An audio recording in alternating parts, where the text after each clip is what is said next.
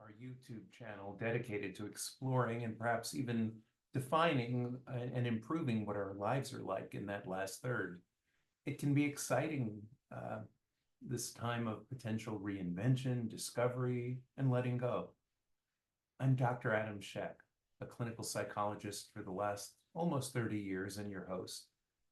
Please like, subscribe, and comment to support this channel. I really want to hear from you to shape this channel into what best supports and serves you. I've got many topics and potential people to interview, yet what you want specifically is equally as important. Today's topic I'm calling On the Passage of Time. They say as we get older, time moves faster. Is that your experience?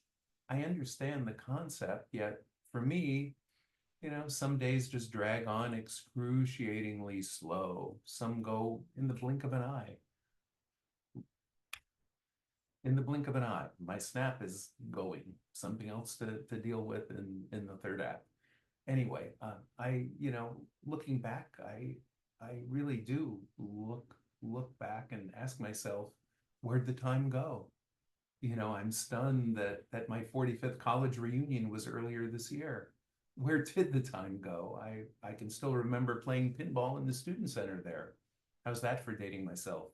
Maybe pinball's on a comeback by now, who knows? Regardless, time is relative. To quote Einstein's lay explanation of the theory of relativity, put your hand on a hot stove for a minute and it seems like an hour. Sit with a pretty girl for an hour and it seems like a minute. That's relativity. And of course, in another reflection on the passing of time, I'd be remiss in not stating that using a heteronormative explanation in the term pretty girl will probably insult some people in 2024. However, he said it in 1923, so let's give the man some slack.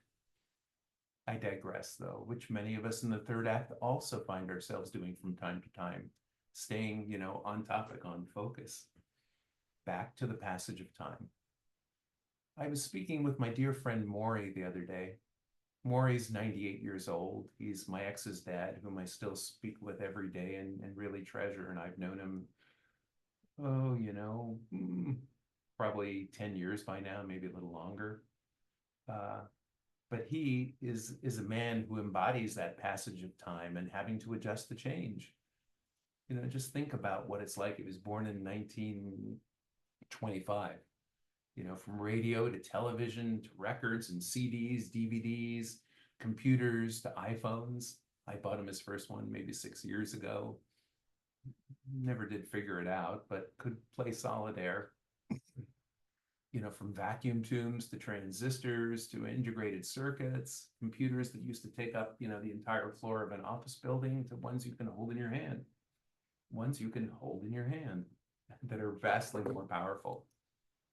It was a different time, but he's here now, 2024. He and his two brothers all enlisted in World War II. He's voted in roughly 20 presidential elections, and through the last 6 years or so, when COVID started, he continued to ask me, can you explain to me what's happening in the world? I wish I could. My answer is usually no. He's truly in the tail end of his third act with less time in front of him than behind him. And we all are, in the third act in that way, but we have to keep that necessary illusion that we've got another 20 years or 30 years or whatever in front of us. Statistically speaking, it's true, but just like Maury, this might be our last day. And I'm not going to give you the usual cliches of living in the moment and making the most of the day, living like it's your last. It's a valid life choice to do, yet let's be real, few of us actually will, and fewer that make that choice will sustain it for more than a few days or a few weeks. It's not really how our minds work, our nervous systems developed, thinking constantly on the finiteness of life, on death, in order to live fully in the moment. It's not how we're wired. It creates that existential anxiety that we'll talk about in another video one day too, for sure. And yet, to continue to survive and hopefully thrive in the world, we have to make peace with the many changes we experience. Changes within ourselves, our minds, our bodies, our families, our communities, global changes to the world, changes to technology, changes to how we get around in the world, whether it's a vehicle, a car we drive, whether we can still drive, Uber, our independence, another topic to address. But we need connection and co-regulation from friends, from family, from other loved ones in order to deal with change, to deal with life. And as a psychologist, I'm in the professional change business. So change is available. I've seen miracles within people when they're supported and ready to shift their lives from that surviving to thriving. I remember vaguely the early 1990s, I saw a segment of 60 Minutes. It was an interview of octogenarians, or maybe there were nonagenarians. I really don't remember. Could have been octogenarians, because back then in the 90s, being in your 80s was really old. Not as much now. It's old, but not really old. Regardless, the people interviewed each consistently stated 3 factors that contributed to their longevity, none of which involved diet or exercise. The first was developing a skill of dealing with loss. The second, a social network, continuing to connect deeply with others. And finally, meaning in their lives, creating and creating and recreating the meaning in our lives. I don't know that there's any research or empirical data about this, yet I truly believe these 3 factors are crucial, and I'm sure I will address them each in more detail in future videos. We really are just getting started, and I'm excited about that. But dealing with loss is mandatory. As the longer we live, the more we lose, whether through death of others in our lives, death of relationships, death of careers, death of capacity, whether we're moving, downsizing, simplifying. Maury's outlived all of his doctors ×2, which might be a commentary on the medical field itself. And definitely for me, any doctor I have in these days, 40 or younger, because I want them to be around when I need them. And aside from one younger cousin, anybody else in his generation, family and friends, they're all gone. So dealing with loss is about that grieving process and about letting go.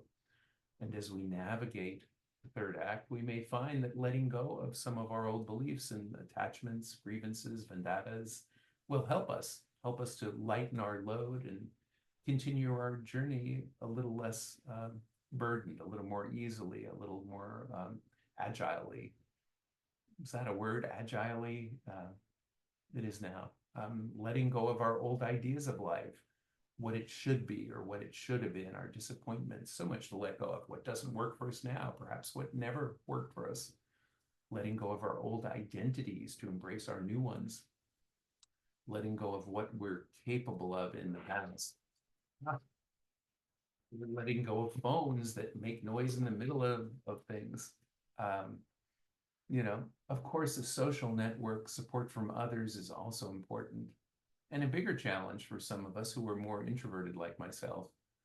As our dear friends of many decades pass away or relocate, how do we reestablish that network, find new friends? Or if we relocate, how do we find those new connections that are so important?